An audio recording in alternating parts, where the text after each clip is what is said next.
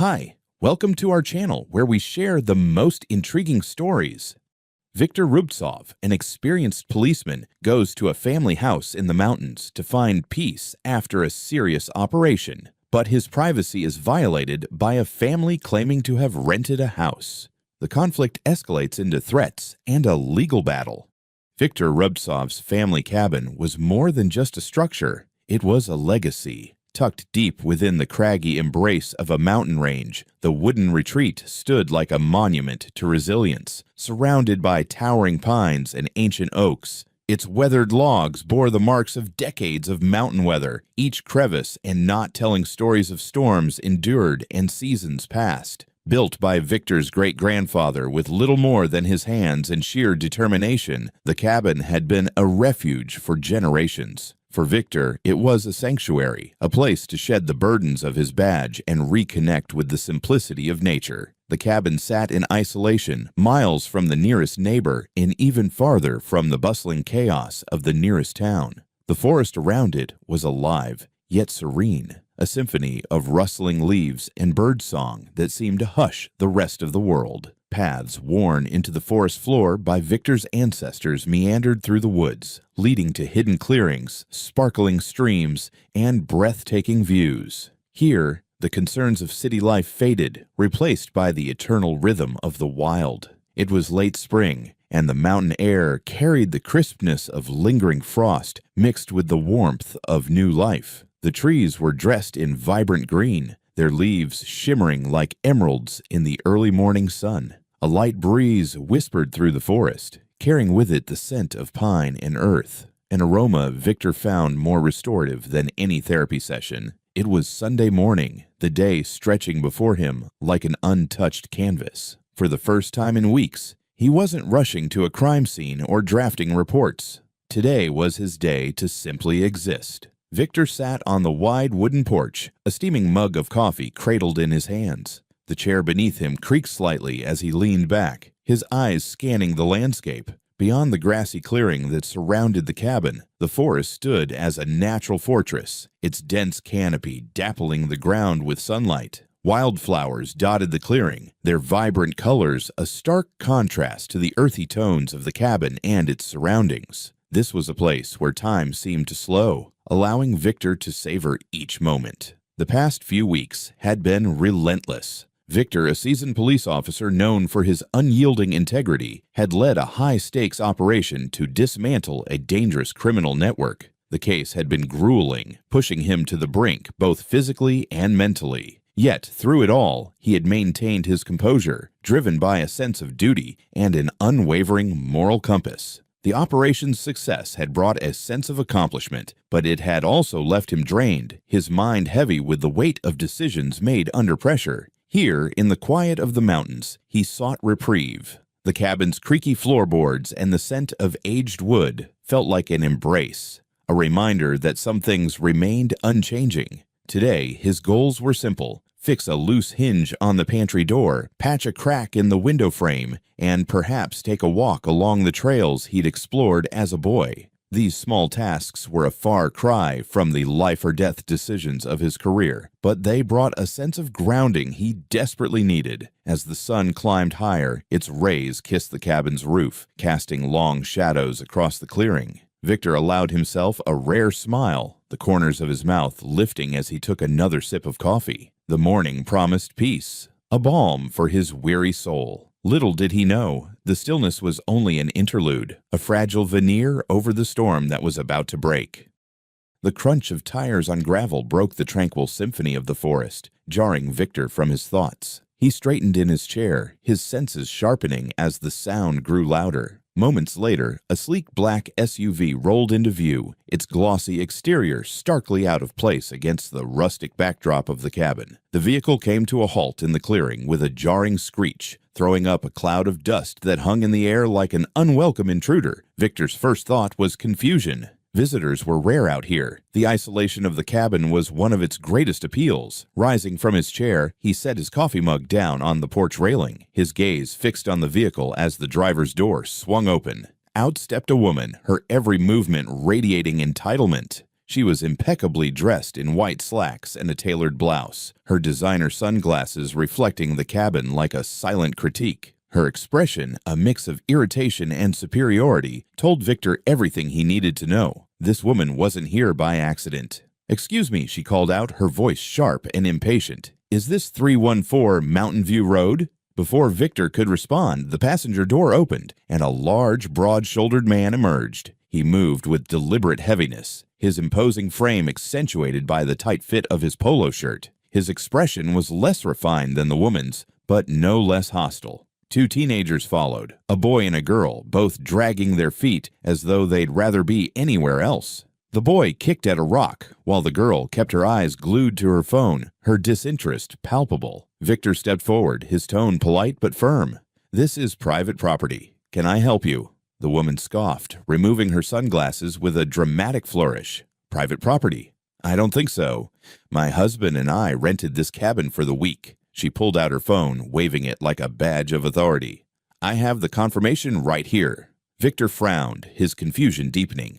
There must be a mistake. This cabin isn't available for rent. It belongs to my family, and we've never listed it as a rental. Her expression hardened, and her tone turned icy. "Listen, we've been driving for hours. I have an email that says this place is ours for the week. So why don't you hand over the keys and stop wasting our time?" The man stepped closer, his size and stance designed to intimidate. "Yeah, buddy. Don't make this a problem. We paid good money for this place." Victor remained calm, his years of training keeping his emotions in check. "I'm sorry you've been misled, but this is private property. You'll need to contact whoever you booked through to resolve this." The woman's face flushed with anger. "This is ridiculous. Do you even know who I am?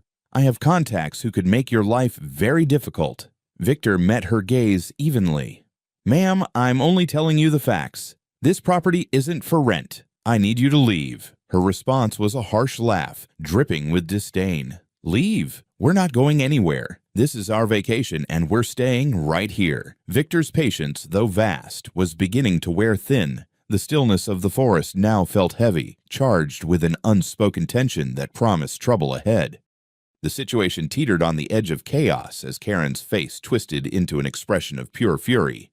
"Listen here," she hissed, stepping closer to Victor, her heels crunching against the gravel. "We've had enough of your nonsense. Hand over the keys, or there will be consequences." Her voice, now low and threatening, dripped with venom. Behind her, Artie loomed larger, his hands balled into fists at his sides. His movements were deliberate, calculated to intimidate. He stepped forward, casting a shadow over Victor. "You're just some glorified guard, right? We paid for this place fair and square, so get out of our way." Victor's demeanor remained unflappable. His voice, steady and calm, cut through the rising tension. "I'm a police officer," he stated firmly, making sure every word landed. "This is private property. If you cannot provide evidence of your claim, I need you to leave." "Now," Karen sneered, her lip curling. "You think that scares me? You're nothing. You don't know who you're messing with." She reached into her jacket pocket, and before Victor could react, she pulled out a folding knife. The blade gleamed in the sunlight as she flicked it open with a practiced motion. Karen's voice dropped to a dangerous whisper. "Give us the keys, or I'll make sure you regret it. You won't even see it coming." Victor's gaze didn't waver. Years of training kicked in, his muscles tensing as he assessed the threat. He knew the situation had just shifted from verbal posturing to imminent danger. Behind Karen, Artie moved to flank him, his massive frame positioning itself for a potential ambush. The teenagers stood frozen, their faces pale as the confrontation escalated. Victor spoke, his tone unwavering. "Drop the knife. Now." Karen laughed, a harsh, grating sound. "You think you're in control here?" She spat, taking a step forward. Victor didn't flinch. His hand moved with precision to his sidearm, drawing it in one smooth motion. He leveled the weapon at her, his voice sharp and commanding. "Put the knife down. I won't say it again." For a moment, the clearing was silent, the tension crackling like static in the air. Karen's bravado faltered, her grip on the knife tightening. "You wouldn't dare," she snarled, but her voice betrayed her uncertainty. When Karen lunged, Victor reacted with precision. His foot shifted, his arm extended, and with a swift motion he disarmed her, the knife clattering to the ground. In the same motion, he twisted her arm behind her back, forcing her to the ground. Karen screamed in protest, her voice shrill as she thrashed against his hold.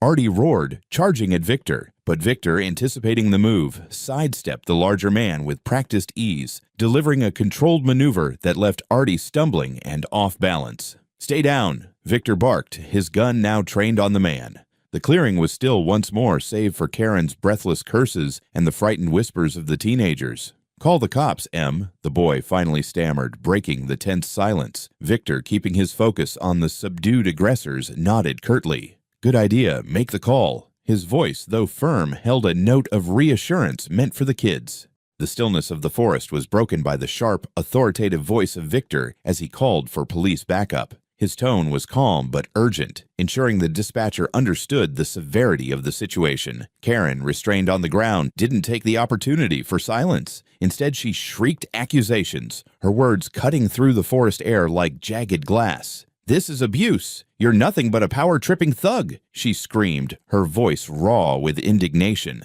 "I'll have your badge for this, you hear me? Your career is over."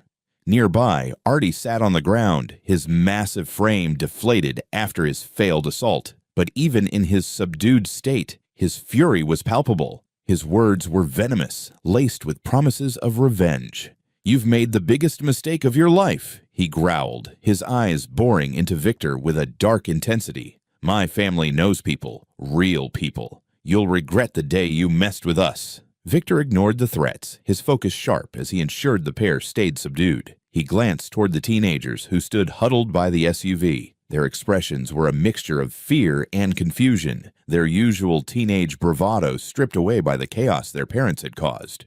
"Are you two okay?" Victor asked, his voice softening momentarily. The boy nodded hesitantly, while the girl murmured something inaudible, clutching her phone like a lifeline. Victor could only hope they were calling for help, or someone more responsible than the two adults who had brought them into this mess. 15 minutes felt like an eternity, but finally the faint wail of sirens cut through the forest's natural symphony. The sound grew louder, more distinct, until two police vehicles emerged from the winding road, their blue and red lights casting flickering shadows against the trees. Victor exhaled, relief washing over him as the cavalry arrived. The officers who stepped out of the cars moved with practiced efficiency, their hands hovering near their holsters as they approached. "Officer Rubtsov?" one of them asked, his eyes scanning the scene. Victor nodded and provided a concise report. Two suspects attempted to trespass, one brandished a weapon, and both resisted arrest. The situation is under control, but they've been making threats since their detention. Karen, sensing an opportunity, began her tirade anew. "This man is a lunatic," she screeched. "He assaulted us. He pulled a gun on my family for no reason. You have to arrest him." Artie joined in, his voice booming. "You don't know who you're dealing with. This guy's a rogue cop. We'll see to it that he never works again." The officers exchanged glances, their faces unreadable, before addressing Victor. "We'll take it from here," one of them said, stepping forward to cuff both Karen and Artie. Their protests escalated into incoherent shouting as they were escorted to the patrol cars. The teenagers, meanwhile, were pulled aside for questioning. The girl hesitated before speaking, her voice barely above a whisper. They told us not to say anything, but..." She glanced at her brother, who gave her an encouraging nod. "They didn't tell the truth." Their statements were riddled with contradictions, reflecting their fear of their parents and the pressure to do the right thing. But the officers were patient, extracting enough information to confirm Victor's account. As the patrol cars pulled away, the forest fell silent once more. Victor stood on the porch watching as the chaos receded into the distance. His shoulders relaxed slightly, but he knew this was far from over. The real battle had only just begun. The legal assault began almost immediately after Karen and Artie were released on bail. Their first move was to hire a high-profile legal team, the kind known for turning the tide of public opinion before a single step is taken in court. Within days, carefully crafted stories appeared in the media, painting Karen as a victim of police brutality and Artie as a concerned husband wrongfully detained. Headlines screamed about a rogue cop and a family's vacation ruined by violence. Victor, meanwhile, found himself thrust into a storm he hadn't anticipated. As a police officer with an impeccable record, he was accustomed to scrutiny, but this was different. The media frenzy grew by the day, fueled by Karen's dramatic interviews, where she tearfully recounted how her family was terrorized by an out-of-control officer. Artie added fuel to the fire, claiming Victor had pointed a gun at their children and threatened their lives. The pressure on Victor was immense. His department, keen to avoid accusations of bias, placed him on administrative leave pending an internal investigation. The decision, though procedural, felt like a betrayal. Victor's colleagues were supportive, but their hands were tied. He spent his days confined to his home, watching as his reputation unraveled in real time. Friends and neighbors who once greeted him warmly now avoided eye contact, their gazes filled with doubt. Karen's legal team didn't stop at words. They provided the court with evidence that bolstered their claims. Photos surfaced showing Karen with a bruised wrist and a gash on her palm. Her lawyers argued that these injuries were inflicted during Victor's excessive force. Artie testified that Victor had verbally abused Karen, calling her derogatory names and threatening her life. The couple's narrative became increasingly elaborate, painting Victor as a volatile figure unfit for his role in law enforcement. The worst blow came when Karen and Artie accused Victor of threatening their children. "He pointed a gun at my daughter," Karen claimed in a tearful interview. "What kind of monster does that? My kids will never recover from this trauma." Victor knew the allegations were baseless, but proving that was another matter entirely. The court of public opinion had already passed judgment, and every new headline seemed to tighten the noose around his neck. His legal team, though competent, struggled to counter the relentless narrative spun by Karen's lawyers. As the weeks dragged on, Victor's isolation deepened. The cabin, once his sanctuary, now felt like a prison. His phone rang constantly, reporters seeking comments, former colleagues offering half-hearted condolences, strangers spewing venom or misguided support. Each call was a reminder of how far the situation had spiraled out of control, but Victor wasn't one to give up. He began meticulously gathering his own evidence, reviewing every detail of the incident. He knew the truth was on his side, but the truth alone wouldn't be enough. He needed proof, irrefutable proof, to dismantle Karen and Artie's web of lies. The legal battle was far from over, and Victor was prepared to fight. His integrity, career, and identity were on the line, and he refused to let a pair of entitled manipulators take them from him. Little did Karen and Artie know, their fortress of lies had cracks, and Victor was determined to expose every one of them. The breakthrough came from the most unexpected source: Emma, Karen, and Artie's teenage daughter. Late one evening, Victor received a call from an unfamiliar number. On the other end of the line was Emma, her voice trembling, yet resolute. "I need to tell you the truth," she began, her words hesitant but sincere. Emma revealed the pressure she and her brother had faced to uphold their parents' fabricated story. "They made us lie," she admitted, her voice breaking. "But I can't do it anymore." What followed shocked Victor even more than her confession. Emma had secretly recorded her parents' conversations after the incident. "I thought maybe you'd need this," she said, sending the audio files to Victor's email. In the recordings, Karen's voice was unmistakable as she scoffed about how she'd threatened Victor with a knife. "It's all part of the game," Karen sneered. "He'll crack under the pressure." Artie's laugh followed, deep and mocking. "That cop didn't know who he was dealing with. We'll bury him in lawsuits." The recordings were a lifeline. Victor immediately turned the files over to his legal team, who moved swiftly to have them authenticated and submitted as evidence. The damning content dismantled Karen and Artie's narrative, exposing their malice and premeditated deceit. The defense crumbled under the weight of undeniable proof, their theatrics in the courtroom suddenly hollow and desperate. Public opinion, once overwhelmingly against Victor, shifted like a tidal wave. News outlets that had once vilified him now scrambled to cover the truth, airing excerpts of the recordings and condemning Karen and Artie's manipulations. The teenagers, previously portrayed as victims of Victor's supposed aggression, were now seen as victims of their own parents' schemes. Victor, though relieved, remained cautious. The battle was turning in his favor, but he knew the final victory was still ahead. However, for the first time since the ordeal began, he saw a glimmer of hope, a path to reclaiming his life and exposing the truth.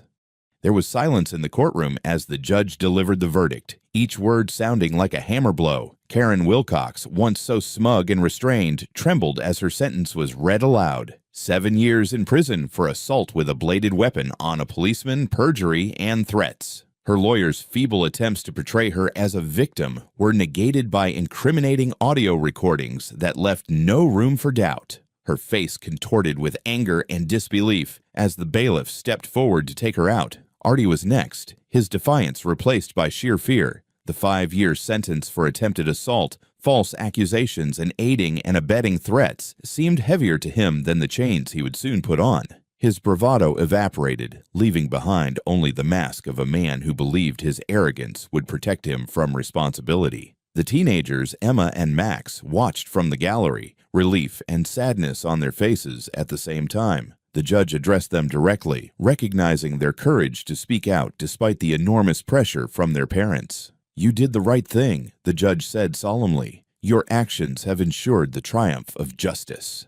Emma and Max were placed under the care of their aunt and uncle, relatives who had been estranged from Karen and Artie for a long time due to their toxic behavior. The court's decision to remove the children from the influence of their parents was widely welcomed and seen as a step towards giving them a chance at a stable, honest life. When the courtroom was empty, Victor sat quietly, feeling the weight of the past months. Justice has been served, but the ordeal has left its mark. Although he was acquitted, he felt deeply exhausted, realizing how close he was to losing everything. Still, it was comforting to know that the truth had prevailed. A small crowd of fans and reporters gathered outside, eager to hear the statement. Victor approached them with his usual calmness. "It's been a difficult journey," he said in a flat voice, "but it's a reminder that honesty and perseverance matter. Justice is not always easy, but it is always worth fighting for." With that, he turned and walked away, ready to return to the shelter of his hut, a place that now looked even more like a symbol of fortitude and truth.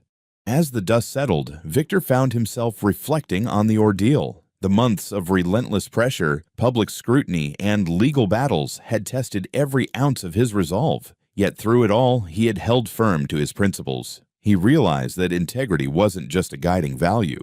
It was a shield, protecting him from the storm of lies and deceit. His unwavering commitment to truth had carried him through, and now, his reputation restored, he returned to the police force with a renewed sense of purpose. Victor's colleagues welcomed him back with respect and admiration, acknowledging the strength it took to navigate such a trial. His experiences made him even more attuned to the complexities of justice, deepening his empathy for those fighting battles of their own. The ordeal, while grueling, had sharpened his character, leaving him stronger and more resilient. The story of Victor's struggle and triumph resonated far beyond the courtroom. News outlets that had once vilified him now celebrated his perseverance, turning the narrative into a cautionary tale about the dangers of entitlement and manipulation. Karen and Artie, once so confident in their ability to weaponize public perception, became infamous symbols of arrogance gone unchecked. Victor's vindication inspired others to speak out against injustice, proving that truth could prevail, even against formidable odds. Letters of support poured in from across the country, and strangers approached him in the street to thank him for standing strong. The public's faith in his integrity wasn't just restored, it was bolstered, turning him into a figure of quiet heroism. Returning to his mountain cabin felt like coming home in more ways than one. The isolation that had once offered only solace now carried a deeper meaning. Victor fortified the property, not out of fear, but as a reminder that peace often required vigilance. The cabin stood as a symbol of resilience, a place where he had faced his greatest challenge and emerged victorious. On quiet evenings, as the sun dipped below the treetops, Victor would sit on the porch with a cup of coffee in hand. The stillness of the forest, once disrupted, had returned, and with it, a sense of calm that could not be shaken. He often reflected on the events of that fateful day, not with bitterness, but with gratitude, for the lessons learned, the truths revealed, and the principles upheld. Though the scars of the ordeal remained, they were a testament to his strength. Victor knew he had faced the storm and come out stronger, and for that he felt a quiet pride. The cabin, much like Victor himself, stood resilient, a testament to the enduring power of truth and the unwavering strength of character.